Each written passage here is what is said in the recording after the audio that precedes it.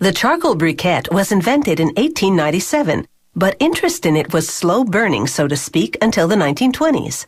That's when automaker Henry Ford decided to recycle wood scraps from car making into barbecue briquettes. Ford's briquettes soon became a smoking sensation.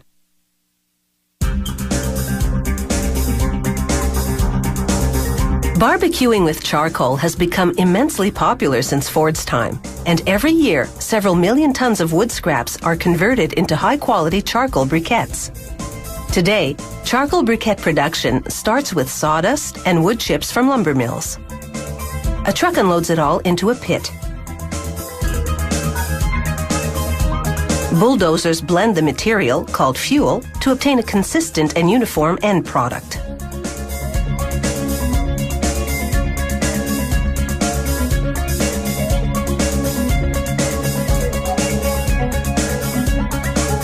As the mix travels up a conveyor, an electromagnet removes any metal contaminants.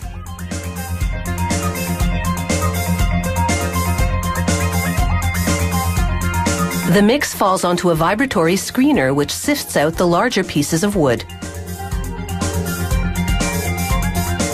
At this point, the fuel is still very moist. To dry it, a worm screw draws the mix up into a long rotating dryer. The dryer heats the wood mix to a searing 760 degrees Celsius. The dryer is sealed to prevent oxygen from leaking in. This allows the wood to dry without catching fire.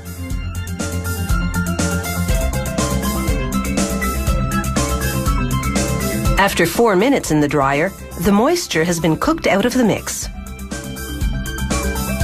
Workers add anthracite coal to the hopper, which mixes in with the fuel.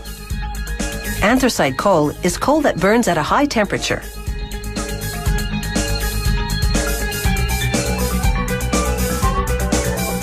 Then they mix in lime. Lime makes the briquettes turn white after they're ignited, a visual indication that they're ready to cook on. The mix, now blackened, passes under a second electromagnet to remove any metal that could damage the downstream equipment. Finally, workers blend in cornstarch, which binds the ingredients together.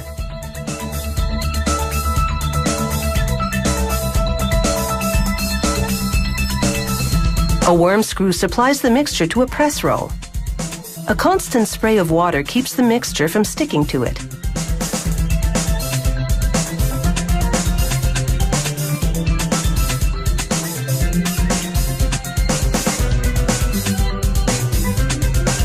The press rolls compact the mixture into briquettes. This happens in a fraction of a second.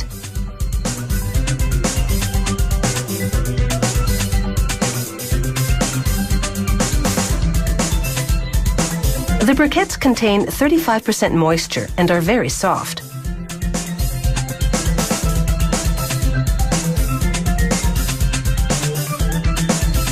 A screener shakes out fine material from the briquettes, which is recycled back into the process.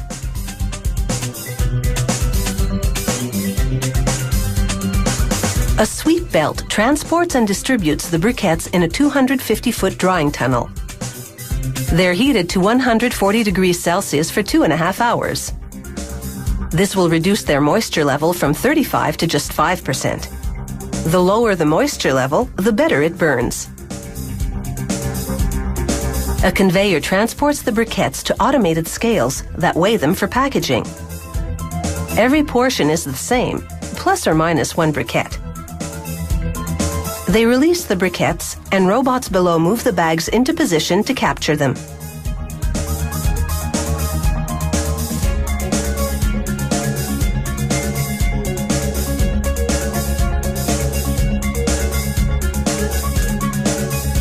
A sealing machine glue seals the bags, then prints a production date and shift code on each one.